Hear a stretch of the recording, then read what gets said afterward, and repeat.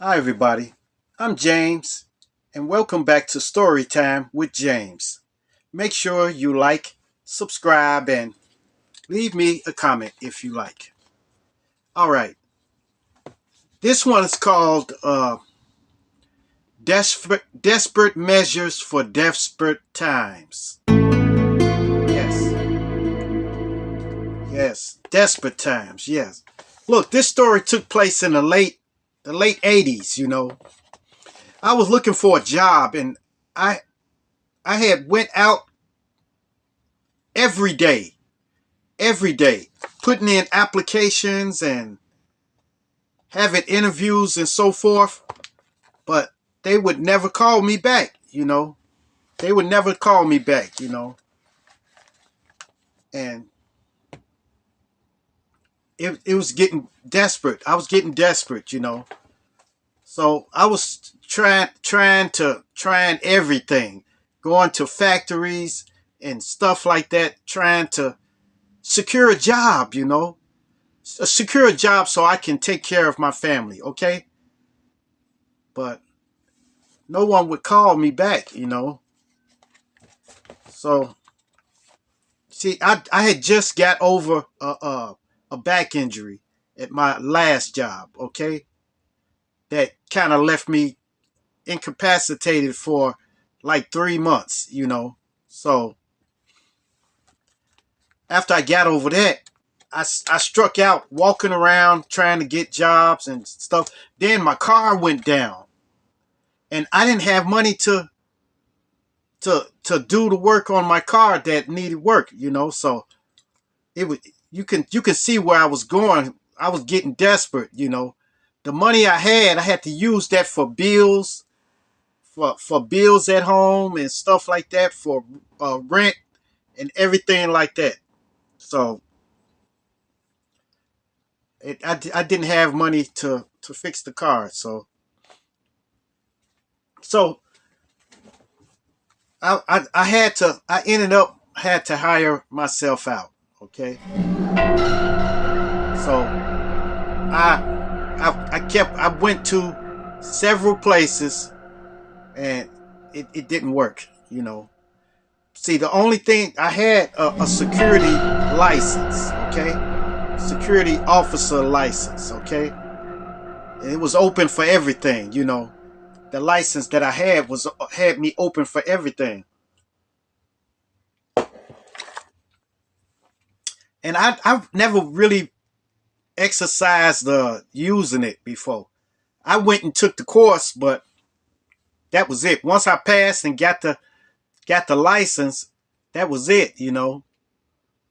But I never had used it. So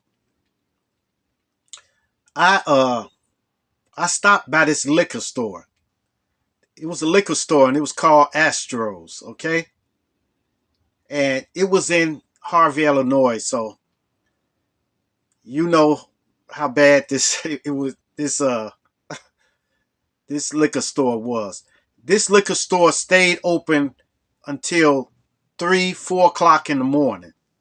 And it had a drive through, okay? So you can imagine the people that was coming through there. So one day I walked over, I was walking past it, and I stopped. I said, let me stop in and just ask him, do he need a security officer? So I walked in and I asked him, I said, hey, how you doing? He said, hey, what's up, man? I said, look, do you need a security officer? He said, security officer? See, they never thought of having security over there. I had to spark his memory up. I had to spark his memory. I said, hey, look, I be seeing a lot of people hanging out in your lot here, and that's bad for business. You want people to buy that stuff and then go home, leave. You don't want people hanging out on your lot like this. You, is that what you want? He said, no, I don't want that. I said, well, I can secure your lot and I can keep this lot just for customers only. Just for customers to come through. And then when the drive through open, no parking. No parking in here at all. You just come through the drive through and go home. And he said, "Oh, okay. Well, how much you talking about?" I said, "Well, I I'll take $10 an hour." Now look, keep in mind, this was in the 80s, okay? So you can't charge that much, you know. This was in the 80s. So I told him $10 an hour, I'll secure this lot. And then he said, "Okay, well," and he knew it was a lot of drug dealers around there. It was a lot of gang bangers coming through there. There's a lot of people trying to keep up trouble and stuff like that. A lot of them was around there, and I knew this too. But like I said, desperate times, desperate measures for desperate times, man. I had to do something. I had to get some type of job because it was getting down to the wire. You know, my last money was kind of playing out on me, and I wasn't putting money back in. You know, so he went and hired me. He went on ahead and hired me. So, but he put me on for 13 hours. 13 hours. 13 hours Thursday, Friday, Saturday, and Sunday. 13 hours per day. And man, it was terrible. It was terrible.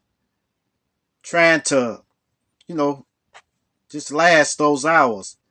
But the first day went well. The second day didn't go so well. It was a lot of people out there. This was on a Friday. It was bad out there.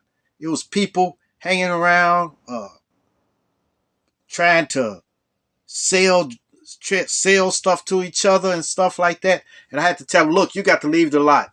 You can go. You can anything you do outside this lot. It's okay with me, as long as you don't do it in this lot. You know." So a couple of people tried to buck up on me and stuff like that, but so I said, "Man, okay." I said, I got to endure this. I got to endure this. You know.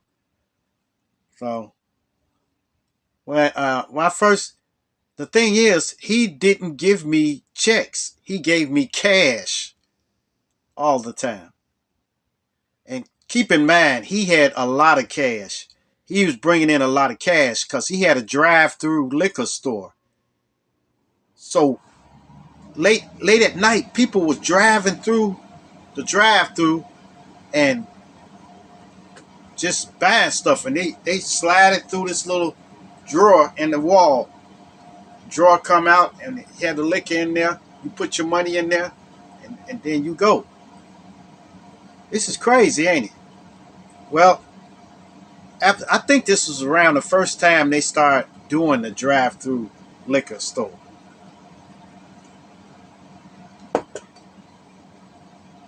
But sooner or later, this guy, he was a local drug dealer. His name was Big Reg, okay? Big Reg.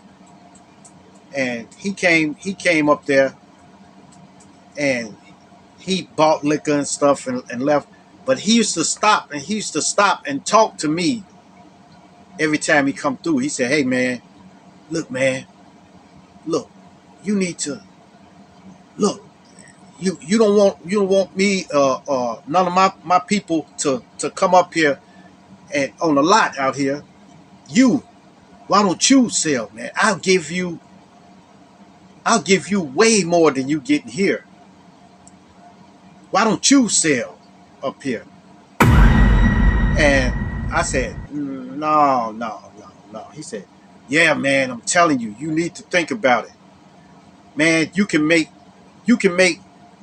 what you make like in a week, in 2 weeks here, you can make it in a day." And it sound tempting. It did sound tempting. But I said, I don't know. I think about it. I think about it. So I told him I think about it.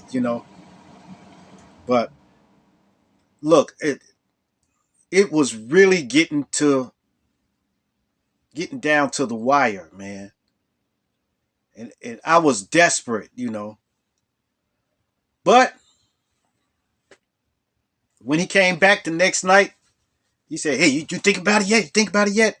And I told him, uh, "Nah, I can't do it, man. I can't do it." He said, "Man, well, you gonna continue to struggle. You want to be a fool and struggle? Go ahead and struggle." You know. So it was, man. I was kicking myself for not doing it, but I just couldn't do it. My morals wouldn't let me do it. So I didn't sell for him. But after that, I ended up getting another site. It was a local grocery store called me back, and then after that, then a truck stop called me back, and then another place called me back. So I had 5 places call me back, and I took all the jobs, and I hired other people. I got other people to do those jobs, but they would pay me a percentage of their pay. So it was cool. So I had like 5 other accounts that everybody that was working there, when they got paid, they had to pay me a certain percentage of their pay to me. So that was cool. It was cool for a while. The only thing I had to provide them with is uniforms. So I had to get them a security uniform and stuff, get them what they need and stuff like that. And it was cool. I could have started a security business and stuff like that, but after that, man, I just like I kind of branched off from it. But they still was paying me for a minute. But then after so long, I started saying, "Look, y'all don't have to pay me no more. Y'all take care of yourself. So that's it. So they could take their money and just spend it the way they want to. Which they fell apart when I left, because they wanted to miss days and everything like that. And I was gone then. When I was gone, I had got a real job. Then. See, I couldn't deal with getting paid cash. I had to get paid checks where they take Social Security and everything out. Because with that, I couldn't even file taxes. So, but I'm glad that I had some morals to where I didn't have to stoop that low in order to sell, something illegal, like that. It